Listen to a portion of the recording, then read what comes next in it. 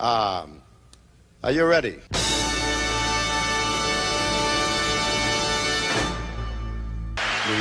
New York's a hell of a town. The Bronx is up and the Battery's down, and the people ride in the hole in the ground. New York,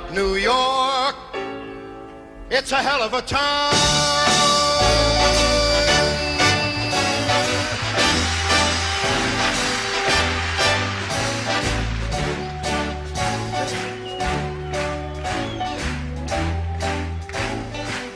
Start spreading the news. Ah, New York. Peut-être la ville la plus connue de notre monde. Capitale économique des États-Unis, elle frappe par sa démesure et son exubérance. Mais ce que nous voyons là n'est pas la mégalopole de nos jours, mais une vidéo tournée en 1930. Peu de gens connaissent le niveau de développement qu'elle avait atteint à cette époque. Son histoire est littéralement incroyable. Les plus grands exploits ont été réalisés. Par ces centaines de gratte-ciel, elle symbolise le pic de l'évolution exceptionnelle des bâtisseurs de génie du 19e siècle. Mais avant d'aller plus loin, petit retour en arrière sur son histoire folle. D'après l'histoire officielle, autour de 1600, les premiers colons, d'abord hollandais puis britanniques, vont s'y installer. Durant le 18e siècle, la ville va progressivement se développer, avec la construction de plusieurs églises et un centre urbain imposant. Mais dans le courant des années 1800, c'est là que ça va devenir vraiment intéressant. La ville va complètement se métamorphoser, des structures immenses vont se développer. À la fin 1800, la ville est méconnaissable. Son cœur est complètement surchargé de tours et de bâtiments. Et enfin, dans le début des années 1900, elle ressemble à ça. Cela fait maintenant plusieurs mois que je collecte toutes les photos qui existent sur l'époque. La ville n'a rien à enlever aux plus belles capitales européennes. Partout où on regarde, c'est grandiose. Le plus haut et long pont du monde y a été construit. Une prouesse jamais égalée, un monstre de pierre et de métal. Arc de triomphe, bâtiments administratifs, des banques, la poste de New York, la gare officielle de la ville, le musée, encore un autre musée, tout un tas d'hôtels, hippodromes et théâtres. Voici les bâtiments des journaux et au fur et à mesure des décennies, les tours deviennent de plus en plus hautes et plus en plus belles. Les panoramas sont toujours plus spectaculaires. Partout où on regarde, la ville a une apparence unique. Et au début du XXe siècle, une révolution encore plus grande va arriver. D'après ce qu'on nous dit, la ville va se lancer à la course des plus grands gratte-ciel. 200, 300, 400 mètres de haut, pour enfin arriver aux gratte-ciel les plus hauts qui le resteront pendant des décennies, alors que les technologies de construction sont encore rudimentaires. Mais avant d'aller trop loin, aujourd'hui, la star, c'est elle. Elle est une des figures les plus connues au monde. Érigée il y a plus d'un siècle sur un îlot de la baie de New York, tel un phare éclairant le Nouveau Monde, elle est devenue l'incarnation du rêve de liberté porté par les migrants du monde entier. Si fort le symbole qu'on a oublié son histoire. Qui se souvient que la Statue de la Liberté fut d'abord un cadeau du peuple français à l'Amérique? Elle regardera vers la mer, vers l'ancien monde, elle marchera vers la France. Portée par des hommes épris de démocratie, elle fut un objet politique avant d'être une œuvre d'art. I call it Liberty Enlightening the World. Ce projet, aussi absurde qu'extravagant, fut mené sans l'argent d'aucun gouvernement, grâce à l'obstination de son créateur, Auguste Bartholdi. Durant plus de 20 ans, il a surmonté tous les obstacles pour que ce rêve démesuré devienne réalité. Liberté fut un véritable défi technologique, et pendant un temps, le plus grand monument de Paris. Bartholdi, c'est une révolution. Je veux qu'elle soit encore debout dans 1000 ans. Sa construction fut si épique qu'elle faillit ne jamais voir le jour. Elle n'aurait pu exister sans cet artiste visionnaire. Liberté. Oh, quel narratif émouvant. Un projet absurde et extravagant, un défi technologique, l'obstination d'un homme et une construction épique. On a le droit aux mêmes ingrédients pour la construction de la Tour Eiffel. Mais pour la petite histoire, notre cher Gustave est aussi impliqué dans la Statue de la Liberté. En effet, d'après ce qu'on nous dit, il est responsable de l'ossature en fer qui compose la statue. Alors à quoi ressemble ce rêve démesuré? Il est difficile d'évaluer la taille d'une structure sur une photo. Un bon point de comparaison, c'est de regarder la taille des gens qui se trouvent autour. Quel morceau! On voit qu'avant d'arriver à la statue, il y a plusieurs parties. L'île, un fort et un socle. On parle ici d'un fort en étoile massif et un socle en pierre encore plus imposant. Avec des mesures précises, ça donne ça. 46 mètres de hauteur, 93 mètres avec le socle, 7 mètres 19 pour la tablette. Le bras tendu fait lui 12 mètres 80 et le visage 3 mètres de haut. L'ensemble est équivalent à un bâtiment de 20 étages et pour un total de 220 tonnes. Avant de se rendre à Paris, il est important de savoir que dans les années 80, à l'occasion du centenaire de la statue, une rénovation complète de la statue a été effectuée. L'opération a été ordonnée par Ronald Reagan et a duré près de 4 années. 4 ans pour une simple rénovation, avec nos technologies modernes. Alors que fallait-il plus de 100 ans en arrière? Le simple entretien de tous nos monuments du passé représente encore à ce jour un véritable challenge. Alors imaginez à l'époque la construction puis l'érection de ces monuments est tout bonnement incroyable. Mais les travaux effectués dans les années 80 nous permettent autre chose. Ils nous donnent une nouvelle perspective de la taille gigantesque de cette statue, mais aussi la quantité impressionnante de matériaux nécessaires. On peut se rendre compte du travail juste pour monter l'échafaudage. Maintenant qu'on a une image claire de ce que représentent des travaux sur la Statue de la Liberté, direction Paris pour voir ce que l'histoire officielle a à nous offrir.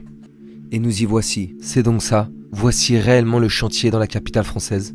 Ce que nous voyons ici est la photo la plus connue de la construction, ou plutôt de la fin de la construction. La photo est datée de 1884 et la statue est ici complètement assemblée. Alors, que dire de ce cliché? Première observation, les échafaudages. Observons l'épaisseur de chacun des piliers. C'est censé supporter quel poids? Et la faible densité des étages supérieurs. Au-delà de l'aspect technique étonnant, il y a quelque chose d'étrange avec cette photo. La qualité est exceptionnelle et on peut zoomer sur chacun des détails.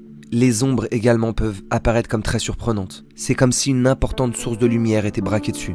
Mais pourtant, le visage et le haut est assez flou. Il est très difficile d'avoir l'image d'un chantier, d'un monument plus de 150 ans en arrière. Mais apparemment, c'est censé ressembler à ça. Le peu de moyens utilisés laisse perplexe. Et en voici une autre. Sur celle-ci, elle est à moitié complétée. On peut zoomer et y apercevoir tous les détails. Mais quand on remonte sur le haut de la statue, les poutres de bois et la partie métallique a un drôle de rendu. Ici, on peut voir une partie de la plateforme, relativement horizontale. Mais quand on remonte de quelques mètres, la dernière plateforme a l'air complètement penchée. Les contrastes et la couleur sont plus que surprenants. Et que dire de cette immense poutre métallique? La pointe est toute noire. Mais surtout, qui et comment cela a été assemblé à 46 mètres de hauteur? Où sont les machines utilisées? À part quelques planchers du métal, il n'y a rien. Il faut savoir qu'à l'époque, les grues n'existaient quasiment pas. Les systèmes étaient plus que rudimentaires. En voici une autre, sur laquelle on peut voir l'ensemble de la structure métallique avant le début de l'assemblage. Et donc, comment la partie métallique a-t-elle été assemblée? L'échafaudage fait de quelques bouts de bois n'est même pas complet. Comme seul moyen utilisé, une grande échelle de bois.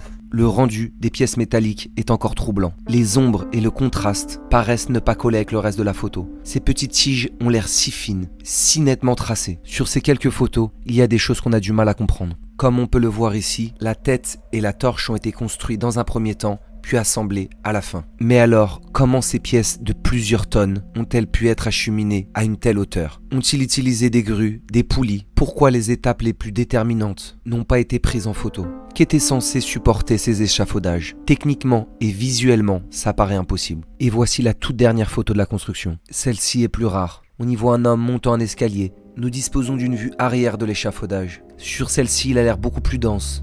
Bien sûr, les détails sont toujours noirs. Quel dommage de ne pas avoir une meilleure prise de vue. Parce que oui, nous venons de voir toutes les photos. Plus de 10 ans de construction dans la capitale française. Mais pourtant, aucun cliché ne montre la vue arrière de la statue. Quel dommage, l'un des plus grands exploits de l'histoire. Et pas un seul photographe a eu l'idée de prendre une vue de l'arrière. Pourquoi prendre chacune des photos du même angle, plein face? Fait étonnant, voici deux photos différentes. La première semble être prise d'un toit. On peut le voir par rapport à la hauteur qu'elle a sur le reste de l'usine. Et puis celle-ci, on voit clairement les mêmes bâtiments, mais vus du sol. Ici, le premier étage de cet immeuble. Mais quand on les superpose, on dirait presque la même photo.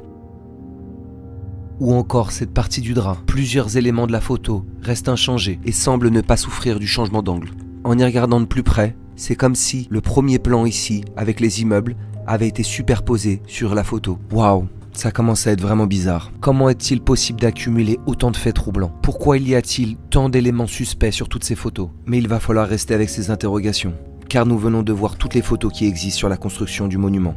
Vu que les photos ne nous apportent aucune réponse, penchons-nous sur comment la statue a pu être assemblée, pièce par pièce. Comme on l'a vu précédemment, le corps a été réalisé au milieu de l'échafaudage, mais les 3 pièces que nous voyons ici ont été réalisées de façon indépendante. Pour l'anecdote, ces différentes parties ont été trimballées à droite à gauche. Voici la tête, lors de l'exposition universelle de 1878 de Paris. Voici la torche qui a été ramenée à Madison Square. On peut voir au premier plan les moyens de transport de l'époque. Elle a ensuite été transférée à Philadelphie pour une autre exposition universelle. Mais alors, concrètement, quelles ont été les étapes de la construction?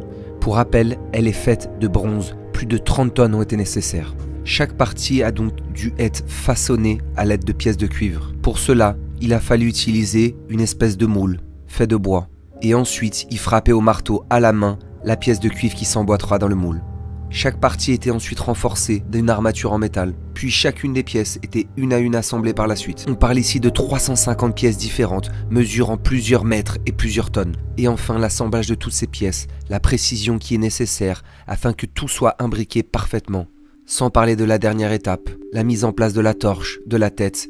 Et donc à défaut d'avoir des photos convaincantes de la statue en elle-même, on doit disposer de plein de photos de ces bâtisseurs de génie. Et bien là encore, non. On a le droit à 5 ou 6 photos, pas plus. Cette première, avec le socle de la torche, cette taille impressionnante et tous ces détails. Quand on remonte ces doigts si parfaits, toutes les parties en métal si finement réalisées. Rien que pour réaliser ça, quel savoir-faire incroyable. Ensuite on a ce cliché, on voit pas grand-chose, des planches en bois, quelques hommes. Nous voilà ici avec un peu plus de matériel. Cela ressemble au moule utilisé pour façonner les planches de cuivre. Une autre vue de la torche dans une grande salle. Et cette photo avec au premier plan des détails très étranges. Une autre photo avec quelques hommes et partout des planches en bois, aucun outil. On peut les imaginer concevoir les pièces, mais ensuite comment les déplacer, comment tout assembler. Et enfin sur cette dernière, sûrement la plus convaincante, on a quelque chose qui ressemble réellement à un chantier. Cependant, il faudra repasser pour les machines. 2-3 marteaux et des scies. Tout est fait à la main. Aucun moyen ou technique particulière. On aurait pu espérer mieux, mais voici tout ce que l'histoire officielle a à nous offrir. Et puis c'est tout. D'après ce qu'on nous dit, nous voilà en janvier 1884. Bartholdi a achevé la statue dans la capitale française. Maintenant, il s'agit de entièrement la démonter, transporter chacune des pièces jusqu'à la mer et les acheminer en bateau jusqu'à New York. Une fois de plus, après avoir été entièrement assemblée, on nous dit qu'elle a été démontée pièce par pièce. Mais comment récupérer la torche, la tête et la tablette à une telle hauteur? Où sont les grues ou une quelconque technique spécifique? Mais enfin bon, on n'est plus une incohérence près avec eux. Après 10 années de travaux dans la capitale française, direction les États-Unis. Parce que la prouesse est loin d'être terminée, maintenant il va falloir tout réassembler sur une petite île. Comme on l'a vu au début, la statue n'a pas été simplement posée sur le sol. Non, ça aurait été beaucoup trop facile. D'après ce qu'on nous dit, le fort en étoile que l'on voit ici à sa base aurait été construit quelques décennies avant la pose de la statue. Mais en ce qui concerne le socle et le piédestal, ils ont été construits spécialement pour l'occasion. Pour ce qui est des preuves de la construction des fondations, ça va être rapide. Il y a une seule photo sur laquelle, comme d'habitude, on voit toujours la même chose. À noter qu'il est impossible d'attester que cette photo est bien prise à New York, car il n'y a aucune vue à l'arrière des bâtiments. On a quand même le droit à un joli dessin. Des grues primitives sont apparues. Mais surtout, faut voir l'état du chantier. On dirait plus un terrain vague. L'herbe est mal entretenue. Des enfants jouent. 2 hommes qui transportent on ne sait quoi. Quelques cordes pendues. Combien d'années cela est-il censé durer? En revanche, à l'arrière, on voit bien New York. Le Brooklyn Bridge, les plus hautes tours de la ville. Mais aussi, comment l'échelle peut-elle être aussi à côté de la plaque? Sur ce dessin grossier, la structure a l'air de faire quelques mètres de large. Bon, à la rigueur, on peut comprendre que l'élaboration de ce pied n'a pas déchaîné la passion des photographes de New York. Mais en ce qui concerne l'assemblage de la plus haute statue du monde, l'un des plus grands exploits de l'ère moderne, on va avoir énormément de photos et de documents, n'est-ce pas? Eh bien non, absolument pas. Voici le seul et unique cliché de l'assemblage de la statue à New York. Mais c'est quoi cette histoire? Où est la statue? Où sont les engins et les personnes travaillant autour? Avant d'aller plus loin, comme toujours, j'invite chacun à faire ses propres recherches. Et que trouve-t-on? Des photos qui ont déjà été présentées, la plupart étant de Paris. 2-3 dessins ici ou là, mais je vais y revenir. Et au milieu de tout ça, la seule photo que l'on trouve, c'est celle-ci. Bon bah très bien alors, on va être obligé de la regarder plus en détail. Au premier plan, un canon, comme perdu. Quelques débris, quelques blocs de pierre. Un chien posé sur des rails, le détail qui tue. Au second plan à l'arrière, on peut voir 2 petits poteaux noirs qui semblent ressembler à des grues, mais c'est très difficile d'y voir clair. Et derrière, sur la base de la statue, le mur est couvert de saleté, alors que les pierres sont censées être toutes neuves. Mais ce qui attire l'attention ici, ce sont ces planches. Quelle taille sont-elles censées faire? Pour se donner une idée, on peut observer le côté. Il a l'air si peu profond. Au premier plan, on voit ici ce mur. Mais ce n'est pas un mur. C'est une partie d'un fort en étoile massif. Et ensuite, au-dessus, il y a cette partie intermédiaire. Et c'est pas de la petite construction, quand on voit la taille des entrées et des escaliers. Mais où se trouve cette partie?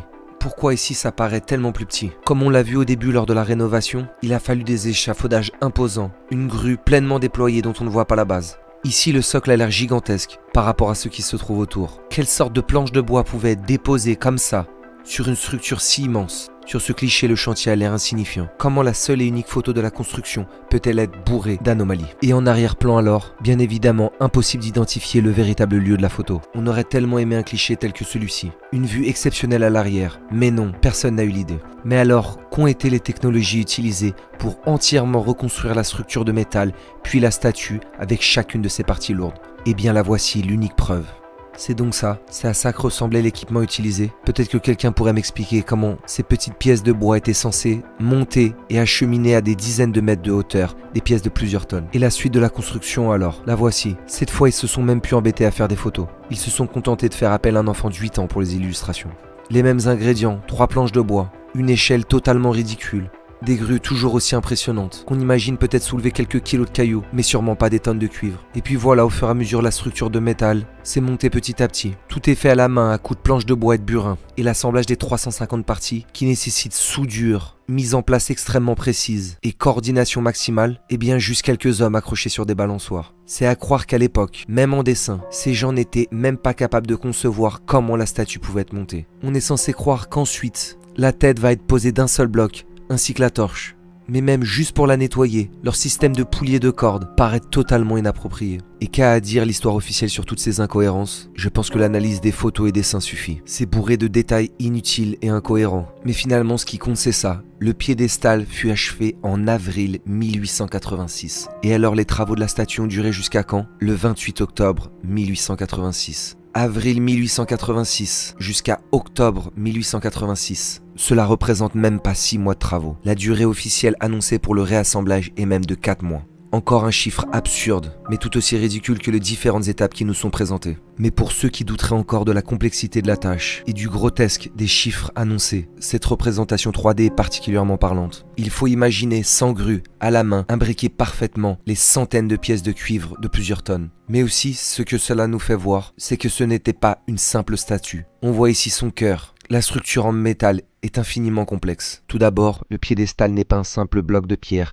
Il y a 7 étages avec 2 escaliers séparés et un ascenseur. Et au centre de la statue alors, il y a 2 escaliers en colimaçon parfaitement intégrés à la structure en métal.